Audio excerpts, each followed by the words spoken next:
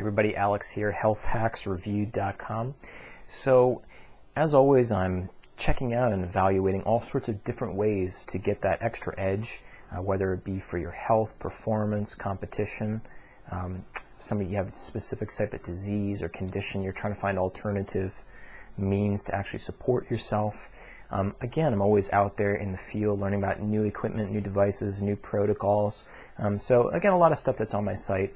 There's, again, even more that's not even on there, so I always recommend people reach out to me. This video is going to be about a way that you can basically burn a lot more calories while you're multitasking, doing something else. And we all, obviously, love convenience. And not just that, but also for those who are very interested in improving their health, like building muscle and shedding fat, this is actually one of the few methods that creates the capacity for anybody to actually burn fat and build muscle at the same time. Now, normally, to do such a thing, it takes a lot of training, a lot of knowledge, and a lot of discipline with your diet and all kinds of different factors to really get significant numbers. And the other factor, too, is we'll be discussing just briefly in this video, is that this method, which is referred to as cold thermogenesis, and with this particular device or equipment that I'm actually wearing right now, will also give you the ability to raise certain biomarkers in the body and certain sorts of chemical substrates that greatly improve your health or can help you support a lot of different aspects of better biomarkers in your body. Reduced inflammation, increased insulin sensitivities, and all kinds of different things I'll just briefly touch on. So the term is cold thermogenesis. If you look in the description below in the video, I actually will have one sort of blog post that it goes into a lot of technical detail about cold thermogenesis. If you're the type of person that loves that kind of research, likes to geek out on it, and you want to learn more of the biophysics, it's a great couple articles on that. If you're the type of person that just kind of wants to look over a little bit of health hacking from an associate of mine who basically did a lot of tests on himself using the cool fat burner vest and the one that you wear around your gut. Definitely would encourage you. He made some fantastic videos, and it's straight to the point. They're not that long, and I always encourage you to watch those as well if you're curious, because in there, by the way, he also does share with you exactly his diet regimen and the exact type of training that he was doing, which is actually fairly easy to replicate. He breaks it down pretty well. But even if you're not doing all this massive amounts of, meticulous training and following, specific diets and always adhering to the same time period, and, if you don't have it to that degree, even still, you can benefit from just starting to do more cold exposure therapy, cold thermogenesis, and just adding that to whatever you're already doing, okay? It's still, again, you can reap a lot of benefits. And for a product that is extremely affordable, I think it's fantastic that we can also, again, multitask and do something else while we're actually giving ourselves cold exposure. So right now, what's being heavily researched is what's called brown fat stores, or brown fat tissue. It's a type of fatty tissue, not like white fat tissue, which is more adipose. We find on our stomach and all these other tricky areas that we want to kind of try to burn that off. That's not the type of fat that I'm talking about, that type of visceral fat. I'm talking about brown fat stores. And normally, they're not like as visually, you can't, like, if you see somebody has a lot of excess fat on them, that's not the type of fat I'm talking about again. This type of fat generally grows or is around a lot of the major blood vessels in your body's system. Okay, so where a lot of blood is flowing, because of it positions itself there primarily to help warm the body and release energy. Okay, that's one of its main roles. It does release some other sorts of compounds as well, and of course it goes right into the blood because it is around those major vessels, and that can then benefit systemically your whole body. which brings us to the point that if we can induce effects in the brown tissue, brown fat, again, we can have a whole systemic effect, okay? So one of the things I'll first touch on very briefly here, and certainly there's plenty you can read about as well online, is that cold exposure, again, is good for everybody, okay? Whether you have some type of disease or condition, which is always rooted in systemic inflammation, or you're pre-diabetic, or you're trying to, again, lose a lot of weight, trying to increase your strength and stamina, performance, resilience, bring stabilization and balance to your sympathetic and parasympathetic, basically better autonomic regulation response. I could go on and on and on. Again, cold exposure like this is pretty much good for everybody. And so one of the main things it does, or can raise up to 62%, they found, is raising what's called adiponectin. Now, adiponectin is a hormone. Hormones are powerful, remember, and that is released by fat tissue, okay? And actually, a lot of drug companies are researching this. They just discovered it in 1995 and have been heavily researching it to see if they can put it into a drug form. Now, I don't know if they're ever going to do that. The reason is because it's so therapeutic to the body that at the same time as, maybe potentially selling something as the direct hormone, they probably start to reverse or, a lot of other conditions and lose a lot of money. So I don't think the pharmaceutical industry is actually ever going to come out with it per se. But what does higher adiponectin levels circulating around the body do? Here's just a few examples of this hormone. Induces weight loss through several mechanisms, burns fat for fuel, so it actually can help convert temporarily all the white adipose tissue, usually that fat we want to lose, right? It can actually help convert that over to also burning it for energy. It also restores and increases skeletal muscle mitochondria. So you've seen all those longevity studies. You should exercise. The benefits of exercising and building muscle even when you're older. And a lot of it goes back to actually, exercise does a lot of little things, but one of the main things it does is help recycle and keeps a larger number of mitochondria in the body, the power plants of all the cells, and that goes on to affect all kinds of things in the body. You name it, from memory to, the strength of your cardiovascular condition, your heart. Okay, so helps restore and increase mitochondria. And the synthesis increases insulin sensitivity. So a lot of people have insulin issues, a huge amount.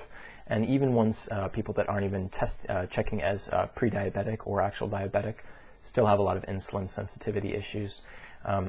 Powerful hormone that majorly affects fat storage, but also is one of those key things that we see that when it's higher in the body, that's usually a sign of also a lot of systemic inflammation. So increasing insulin sensitivity, in other words, even if you've had a really bad diet or you have genetic predispositions, this is a way that you can start to sensitize the cells to become more sensitive to take it in, okay, out of the bloodstream. So you're actually reversing that. Not a lot of things can do that, per se.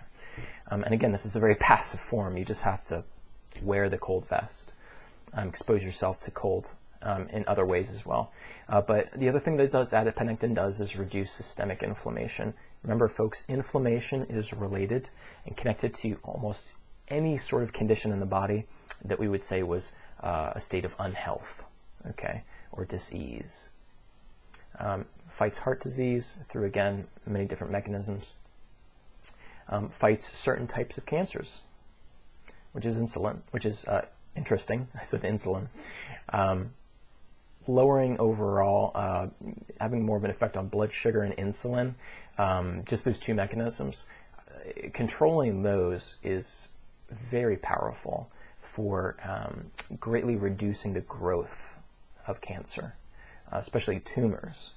There's a lot of great studies that Life Extension has looked into and compiled where there's other types of pharmaceutical drugs like metformin and things like that. They're normally aimed at like people with blood sugar or insulin issues, taking that when they have cancer and actually having tremendous benefits for slowing down the growth of cancer, especially tumors. So adiponectin from the brown fat tissue has different types of effects on that, as well as, again, lowering inflammation, again, helps the immune system, and again, does not increase cancer. repair damaged DNA, increased cellular longevity. That's an interesting one. So we all know about those telomeres, and you can actually, by the way, get a telomere test. You can just go on Life Extension. That's one. It's lef.org, and actually check the actual length and overall average of your telomeres to see where you're at, and check out your age and what's average.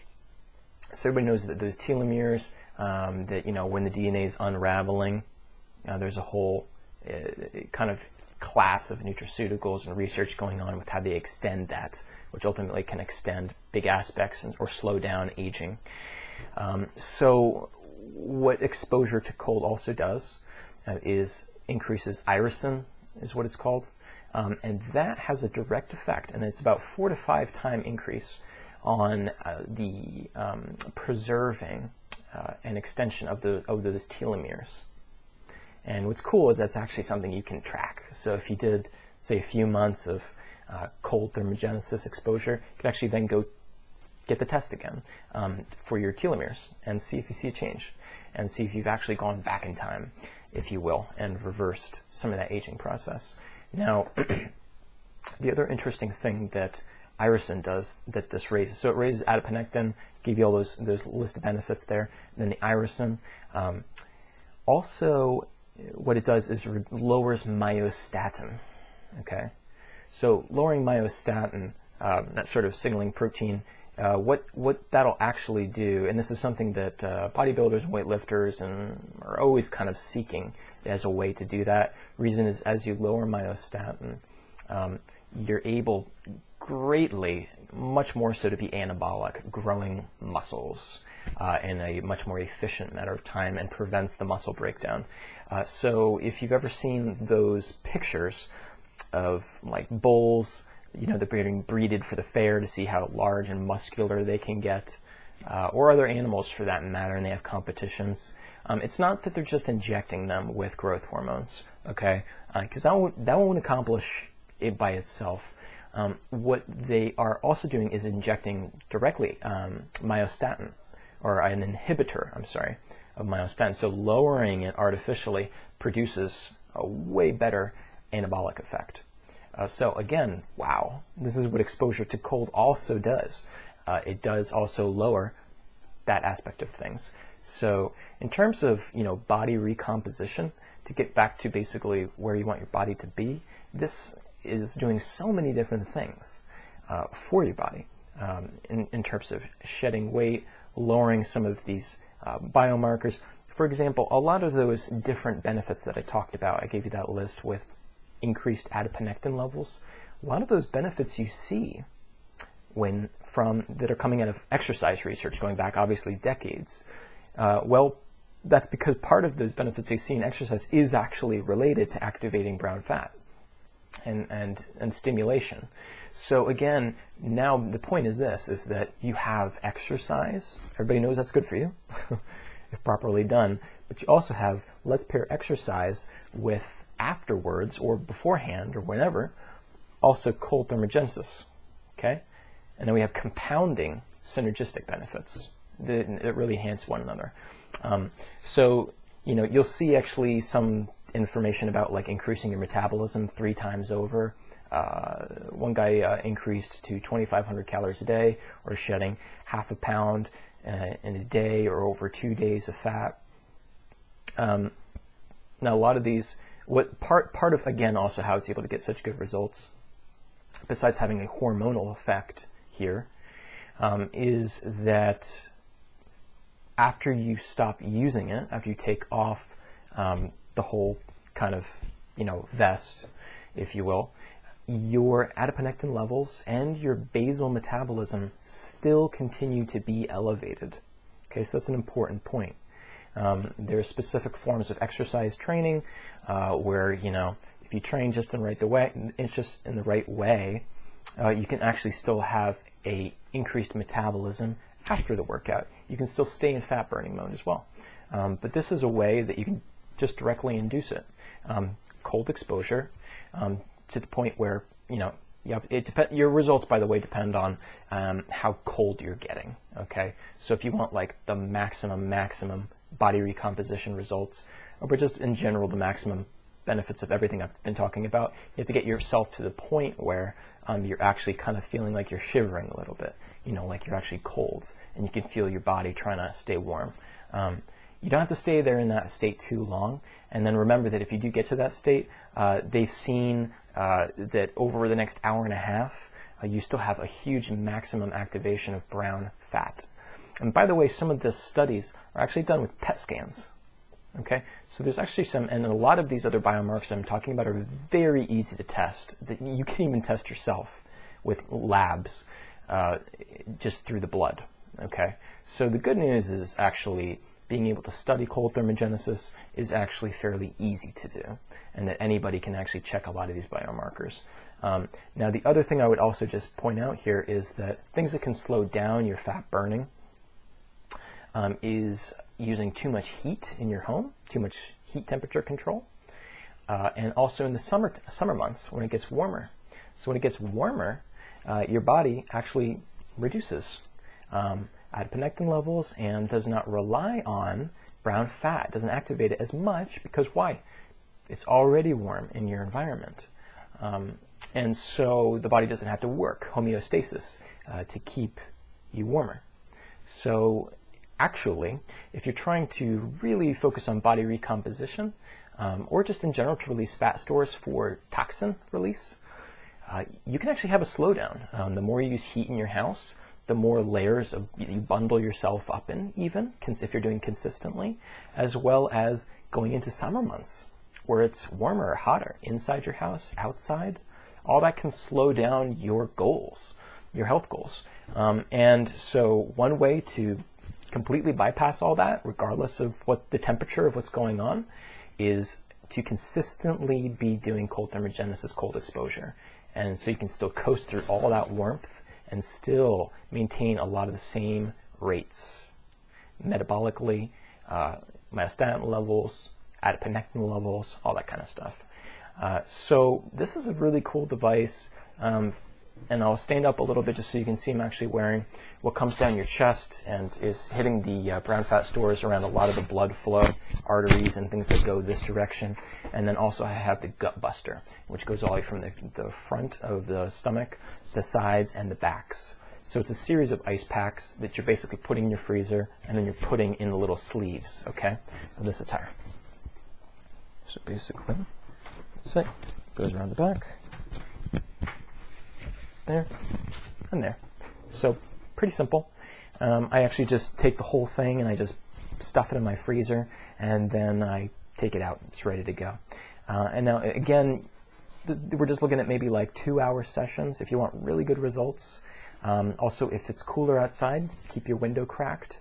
Just try to keep the room cooler, and you'll get benefits that much faster. Also, if your room is cooler, you take off everything once you're done, and or even an hour to 2 hours.